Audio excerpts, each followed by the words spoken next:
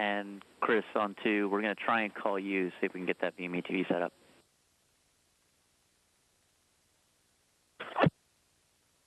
Okay, yeah, it just says whenever I try to call VME TV, it says just unable to take your call.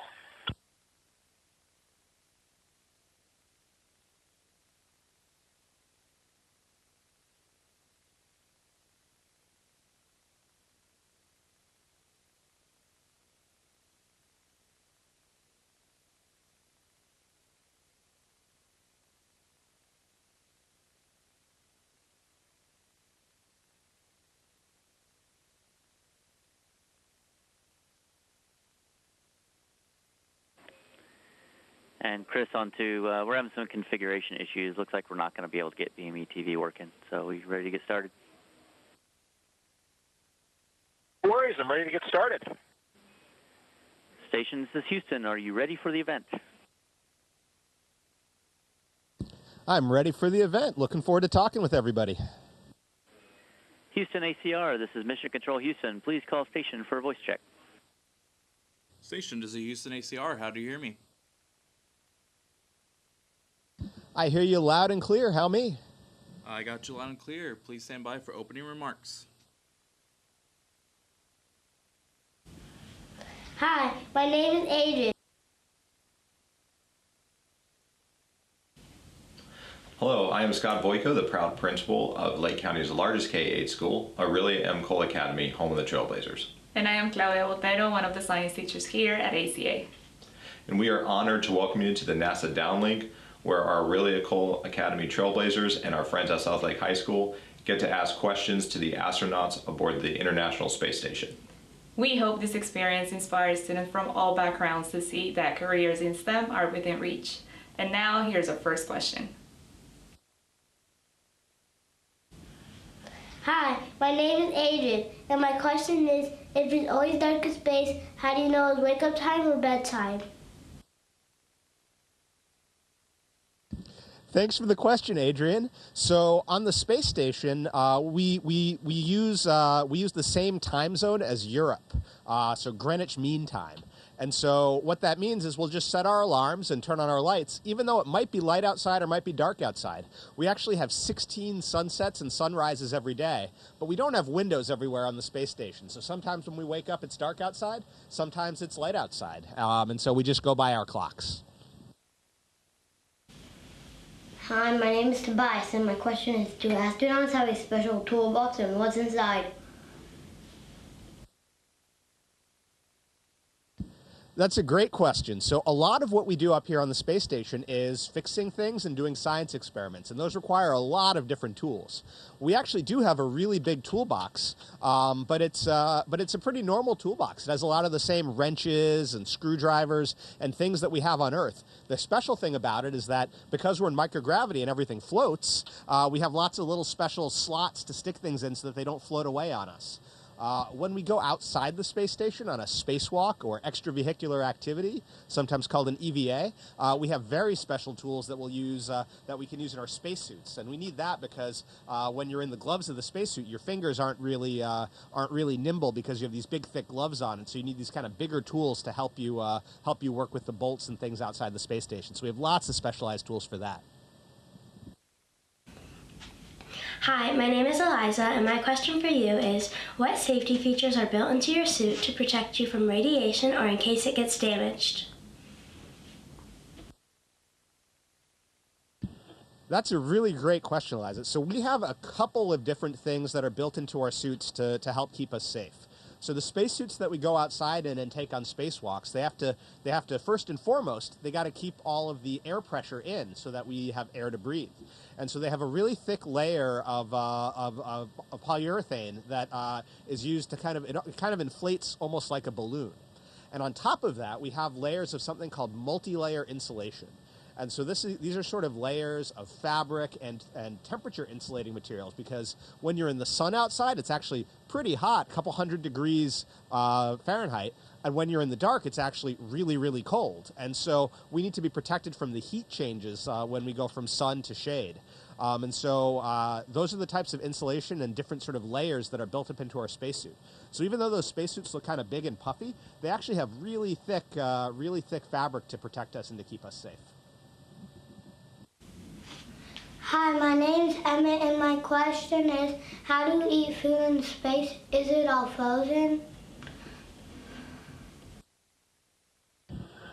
Thanks for the question, Emmett. That's a really great question. So a lot of the food we eat on the space station is a lot of like food that you might take if you go on a camping trip or something like that outside. So we actually don't have any frozen food because we don't actually have a freezer for food on the space station. Instead, a lot of our food comes in cans or in little pouches. Or is freeze-dried or dehydrated. So what that means is to eat it, we'll actually have to take that little food packet and plug it into our water dispenser and put hot water on it, and it'll go from being dried up to kind of being like normal food. And then we have a little food warmer oven. It's a tiny little oven, you know, almost the size of like a toaster almost. So it's not very big, but we can slide our food packets in there and it heats it up, not super hot, but pretty warm so it's tasty. We actually have really good food here. We have a really nice variety. There's a whole laboratory of food scientists at the Johnson Space Center that make us really nice and interesting meals to keep it interesting up here. Hi, my name is Jace, and my question is, what is the hardest thing to do in space that people on Earth would think is easy? That's a really great question. So one of the things that's the hardest for me in space is to keep track of things. So when you're in space, things just float everywhere. So if you're trying to, say, put things into a bag and keep it organized, it's really hard because things just will float out and float away. So, you know, you're trying to put a bunch of little pieces down and together and keep them organized, and it's impossible in space. What we do here is we have a lot of Velcro, like on our pants, where we can stick things to try to keep things from floating away, or Velcro or tape on all of our surfaces to stick things down. But I've lost, this is a water drink bag, and I've had, you know, times where I put this down in front of me and then go do some work, and then it's floated away, and it takes me days to find it. Hi, my name is Emma, and my question is, how does the work of earlier astronauts influence the way you think about your mission today? That's a really great question. I mean, in spaceflight, we often like to think that we're making giant leaps towards the future, but really those giant leaps are made by a lot of incremental steps along the way. And so, you know, we just had this really fantastic mission where 4 of my friends went out and flew around the moon for the first time in a long time.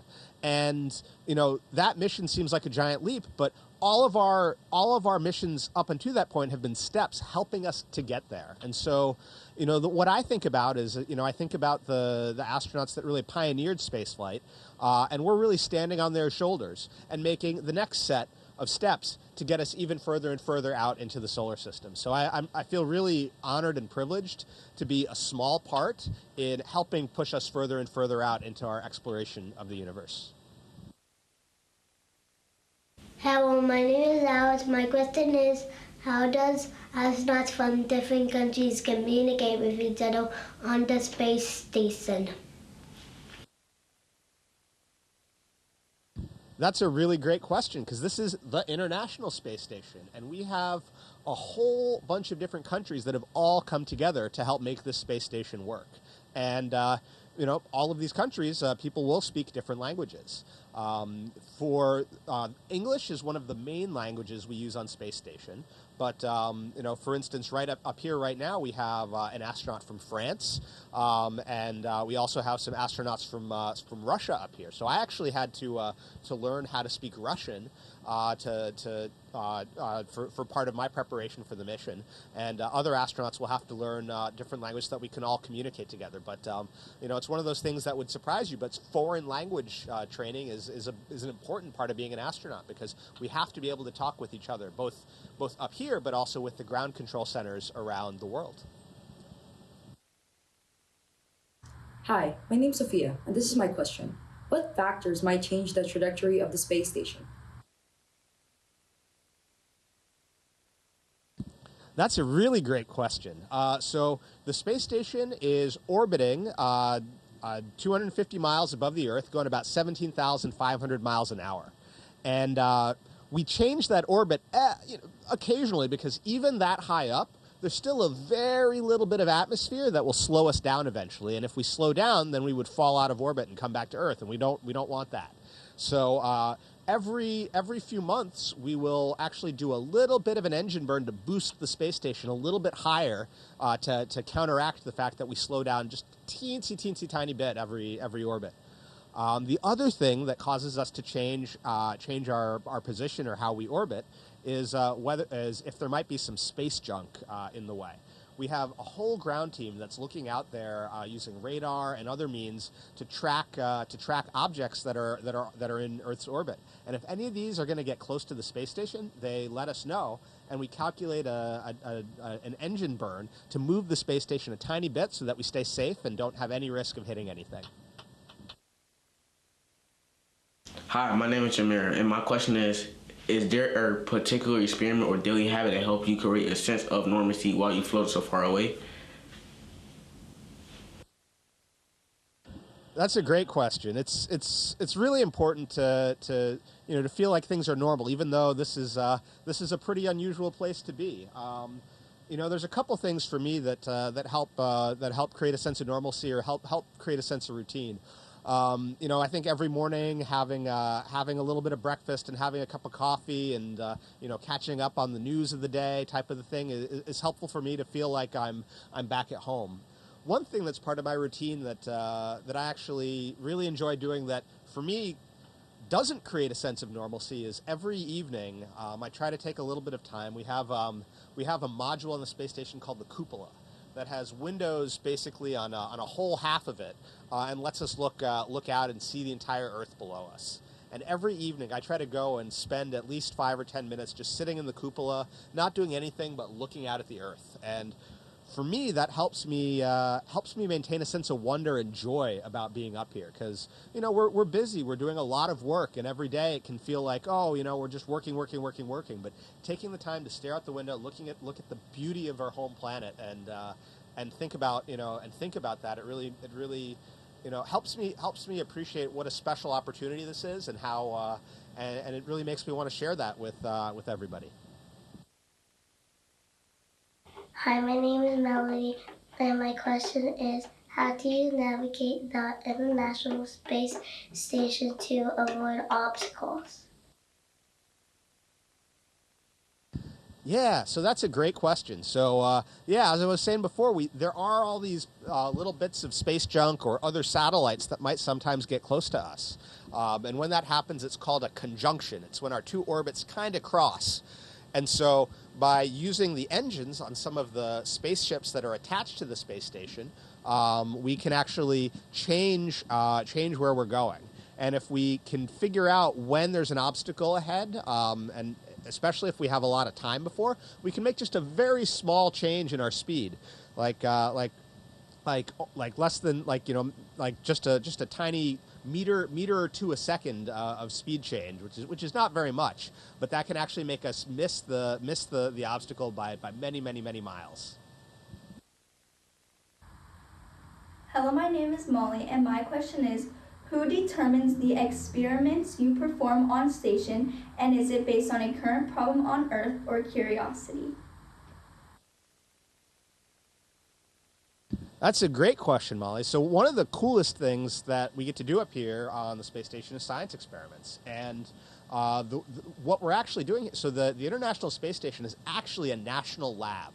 And so the science experiments that we do up here are things that come from scientists all across the country and all across the world. And they come up with great ideas and submit proposals for research that they want to do up here. And then they work to develop with our ground teams to develop these experiments and to send them up.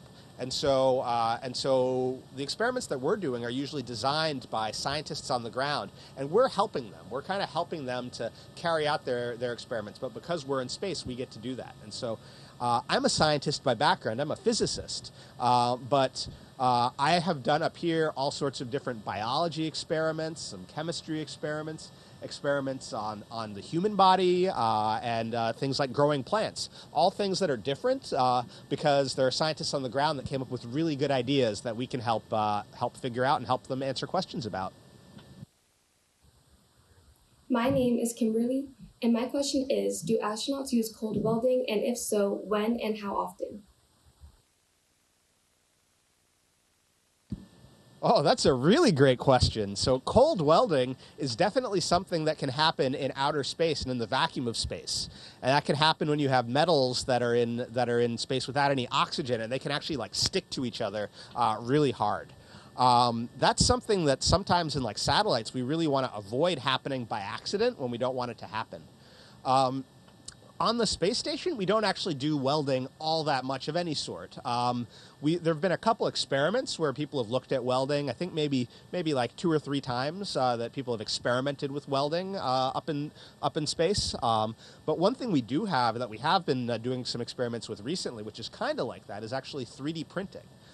When we further exploration going, back to the moon and onto Mars, we're not necessarily going to have all those specialized tools in our toolbox that we might need when something breaks. And so being able to use things like 3D printing to build tools, which is kind of like welding, we can actually prepare ourselves for further exploration into the solar system. Hi, my name is Carrie, and my question is, what is the most important message for humanity to understand about space? That's a really important question. I really appreciate you asking it. I think that space exploration, to me, it really represents our desire to explore and to understand and to go beyond what we know. And I think the thing that space exploration has shown us is that when we do this together, when we all work together, all of us, both in our country and internationally, we can do incredible things like build the space station up here. And I think that there is a lot that we have to strive for in terms of exploration. It's so exciting to think that we could be going back to the moon and even be going on further, and that the way to do that is together. Hi, my name is Violeta, and my question is, if you meet your 15-year-old self, what will you tell them about being on the space station? Oh, that's a great question. So I wanted to be an astronaut ever since I was a little kid. But I think by the time I was about 10 or 11, I said, that's not a real job that I can do. There aren't really many astronauts, and it's so hard to be an astronaut that there's no way I'll do that. But I kept dreaming about that. And so I think what I would tell my 15-year-old self is that to keep dreaming and to keep following your passions, right? I decided that I didn't think I could become an astronaut, that it'd be too hard, but I still kept that dream alive, and that helped me to do really well. It inspired me to keep doing really well at school, to try new things that I might not think I could do, but that goal and desire of wanting to be an astronaut helped me overcome some of my fears and to try things that were actually really fun and that I could do that I didn't necessarily think about. And so, being up here on the space station, it's so many new experiences and so many new things. And I think what I would tell my 15-year-old self is that to not be afraid to try new things and to do things that you don't think you can do, because you might end up doing them one day. Hi, my name is Olivia, and my question is, what is your greatest achievement as an astronaut? Oh, that's a hard question, because to me, I think the biggest achievement is that coming up here, it's not about my achievement, it's about the achievement of all of our teams. I feel very lucky to be up in space, but the success of the mission and the science that we're doing, it relies on a huge team on the ground. So I think my greatest achievement has been to hopefully not let down any of the huge number of people that have worked to help get our International Space Station together and get everything working, and all the science that we've got going up here. I think my biggest achievement is being a good member of our team. Hello, I'm Diane Cornegie, Superintendent of Lake County Schools. I am incredibly proud of our students at both Aurelia M. Cole Academy and South Lake High School and the opportunity they've had to connect with astronauts aboard the International Space Station. Experiences like this inspire curiosity and show students that a future in STEM is within reach. To the Expedition 74 crew and the Johnson Space Center Downlink team, thank you for your time, your work, and for inspiring the next generation.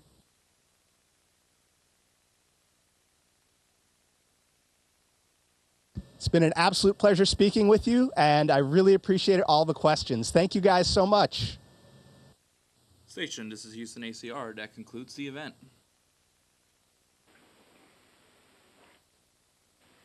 Thank you to all participants. Station, we are now resuming operational audio communications.